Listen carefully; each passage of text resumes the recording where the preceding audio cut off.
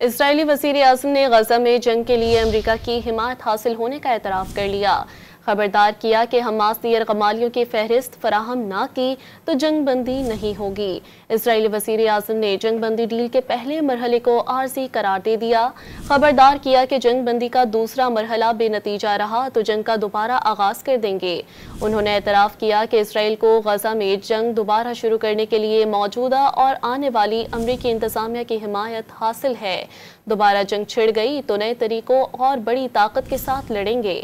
انہوں نے فلاڈیلفی کوریڈور میں فوجیوں کی موجودگی برقرار رکھنے کے بعد بھی اعلان کر دیا۔ اسرائیلی وزیر اعظم نے غزہ میں جنگ کے لیے امریکہ کی حمایت حاصل ہونے کا اعتراف کر لیا۔ خبردار کیا کہ حماس نے یرغمالیوں کی فہرست فراہم نہ کی تو جنگ بندی نہیں ہوگی۔ اسرائیلی وزیر اعظم نے جنگ بندی ڈیل کے پہلے مرحلے کو عارضی قرار دے دیا۔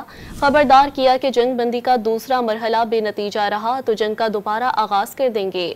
انہوں نے اعتراف کیا کہ اسرائیل کو غزہ میں جنگ دوبارہ شروع کرنے کے لیے موجودہ اور آنے والی امریکی انتظامیہ کی حمایت حاصل ہے۔